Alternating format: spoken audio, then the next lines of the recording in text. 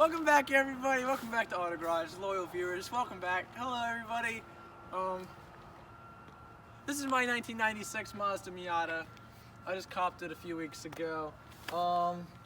Yeah, so I want to show you around the car, tell you about it, and I want to try to convince you to buy a Miata because Miatas are not gay. If you have your socks and shoes on, it is fine. And yeah, let's get into the quirks and features, Doug DeMuro style. So the car's most noticeable feature when you first see one is, of course, so this car's most noticeable cosmetic feature, of course, is the pop-up headlights. The 1990 to 1997 model years had the pop-up headlights before the US government didn't like it anymore, decided that they were dangerous. So starting from 98 on, they had it fixed in the bumper. This light right here is the turn signal and amber lights. Yep, just like that. And then these reflectors here, when the amber lights are turned on, light up. And then the headlights on, and it's all happy. As you can see, this car is pretty dirt nasty low. Not much ground clearance. About the same as my hand from the frame. There are definitely points in the car where it's lower than that, as I scrape on pretty much anything bigger than a ladybug. The tires and the fender, I can't fit my finger between the tire and the fender. Dirt nasty low. Every young boy on the road, when they see this car, you know, need I say more on that subject? I put on this eBay performance ducktail. I was told by the engineers it adds between 5 and 10 horsepower, and when you're going down the freeway at $160, it really helps keep the car on track. This is my license plate. You can come to my house if you want. Don't actually, please. Obviously, got the tail lights. This is the trunk lid. One of two ways to get into the trunk. You can also use the button inside. We'll get to that later. And the tailpipe hangs a little bit low. I need to get that strung back up, but I'm probably gonna look at an aftermarket unit soon, so we'll be good. Coming around here, this of course is the fuel tank. It's only about a 11-gallon size tank, so it's really cheap to fill up, which I like because I'm cheap, and that's good. And now opening up the cabin, of course, we got the trademark door handles on the Miata, and then you're welcome to Maybach style interior. Very luxurious, very nice. And sitting inside, I hope you're young, because if you're older, you're probably gonna hurt your back. It's pretty low. All the way in. And from a comfortable driving position, back on the seat, hands on the wheel, sitting back, I can touch the ground. This car is dirt nasty low. It is a 5-speed, 1, 2, 3, 4, 5, and then back here, you can grab reverse. The stick shift's a lot of fun. This car isn't exactly fast, so you can bang through all 5 gears really easy, push this car to its limits, and do the speed limit. It's a lot of fun, and you won't go to jail. This button, of course, is every Miata fanboy's favorite, as it controls the headlights up there. A lot of fun. Stock climate control works very well. I love it. Aftermarket stereo, so I can listen to my favorite artists such as Juice WRLD, X, and Lil Peep. New album coming out soon. Aftermarket speakers, they bump those tunes really well. I love them. Door handles for when you're going $160 racing Mustangs on the freeway. Take them out to Applebee's, get them something nice. That's pretty much the interior. There's not a whole lot. Something kind of weird is like the horn isn't on the wheel, but you get 2 of them. So that's kind of cool. Yeah, and that's the interior. The only aftermarket thing besides the stereo on the interior is this bar right here. It's supposed to stiffen the chassis a little bit. I'm thinking about getting a cage put in. Under this carpet here, you can actually see holes were cut inside to mount a cage, because there has previously been a cage on this car. So I'll probably be taking advantage of that soon. I just need more of them dineros. Leave a comment if you want to help me out with that. Let's take a look at the trunk space. So you open up the center console here, and as you can see, lots of space. Lots of space. You can fit like 3 iPhones in there. Plenty of room. You pull up the trunk lid, and then you come around here. Don't touch the performance ducktail. And this is our trunk space.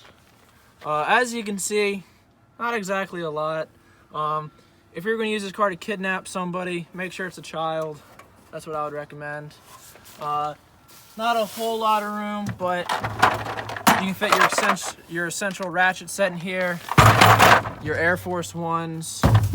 The battery's back here because this is a race car and it needs its weight distribution. So that's nice. Alright, now on to the Mustang killer. When they hear the engine rev up, Mustangs on the highway, they certainly got to go home and go see their mommy and daddy real quick. Pop it open right here. Come around. And this is the crown and jewel of the Mazda Miata. 1.8 liter, double overhead cam, 4-banger. It's good for about 138 horsepower. But that was 24 years ago, so today, I'd say it makes probably more. I think it's appreciated a good amount. It's a lot of fun, really easy to rev out all the way to 7,000 RPMs. Haven't had any issues so far. Leaks a little oil and burns a little oil, so I'm always having to check that. But for a 24-year-old car, I bought for $2 grand. That's pretty damn good. You're not gonna find many other cars this stress-free and this fun for that much money. And that's pretty much there is under the engine. I haven't done anything and I don't plan on doing anything because it's expensive and it of course hampers the reliability.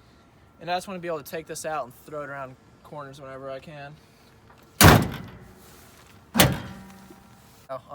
But we painted it, I think the official paint color is Rust-Oleum Maui Blue. This car originally, when I bought it, was black and the clear coat was shot. It was in bad condition. There was like marks and scratches all over it. It really wasn't worth trying to save, and this is a whole lot better. Of course, with a rattle can paint job, when you're cheaping out on something like that, it's not gonna be great.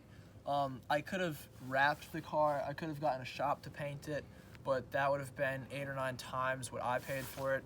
I think to paint the whole car with buying the paint, primer, sanding, the stuff you need to sand, and when you're masking the car off so you don't get paint on everything else, I think that was between $350 and $450. I'd say it's around $400 to do. And it really transformed the look of the car. If you want to see pictures of the car before, it'll be in my Instagram, link in description, _autogarage. I post a lot of stuff there if you'd like to follow me there too. But yeah, we look around the car, I'd say it's pretty consistent. There's a few overspray spots, and on the edges, it's far from perfect. If you want to come in on the edges. Like on the edges, it's far from perfect, but from about 10 feet away, this car aesthetically is damn near perfect. We did do a thin coat of clear coat too, which definitely helped out a lot. But painting isn't really that hard. You just have to take your time. Do not cut corners, because if you cut corners, it'll definitely show in the final product. If you take your time, and if you have a garage, it's a big help, because there's no way you're gonna do this in an afternoon, and you really don't want it to sit overnight. But yeah, painting your own car, not the hardest thing in the world, and it's a lot of fun, and I definitely learned a lot. And now, of course, for the soft top, as this is a convertible, you start by putting these visors down so you can so you can open up the latches right here. Take the top, throw it up over your head, and then from there, you just take it, one latch,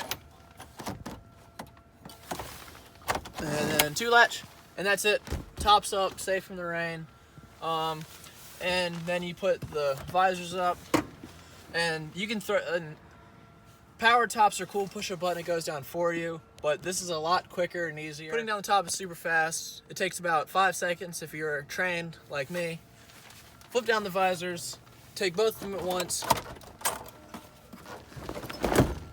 and then just like that, you go from little old weenie man to a straight Chad, just like that.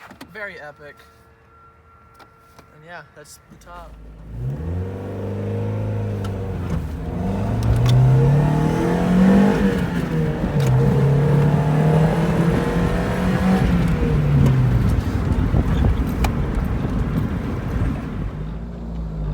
So driving the 1996 Mazda Miata,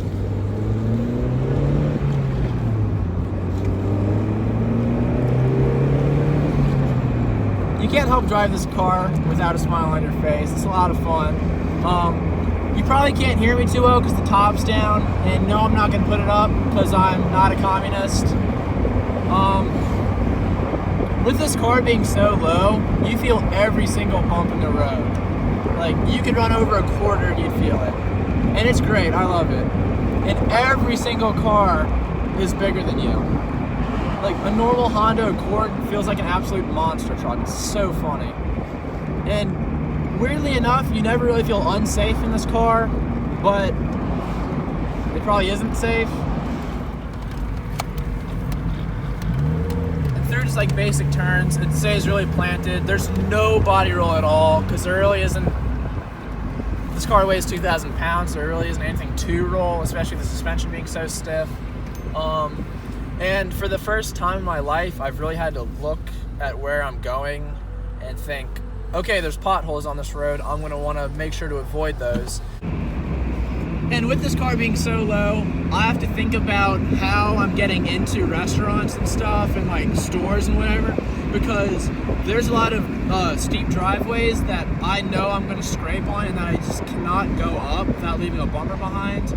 And when I drive to work, there's a speed bump there, and I know for a fact I will scrape on that speed bump if I go there. He was sending it for Dale. Driving the Miata is what being a kid is like, kind of. Like, everything's fun, you always have a smile on your face, and you're never level with anybody. You're like lower than every single person on the road. Everyone says Miatas are really small, but they're honestly not that bad. Daddy? Thank you for making it to the end of the Auto Garage YouTube video.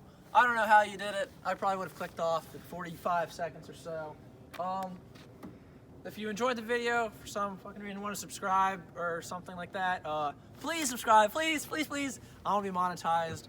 I'm trying to flex in an ND Miata next if we make that YouTube money.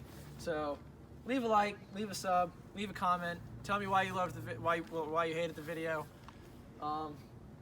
And yeah, that's all I have. So thank you guys, I guess. Oh, what's a good car for me? Yay!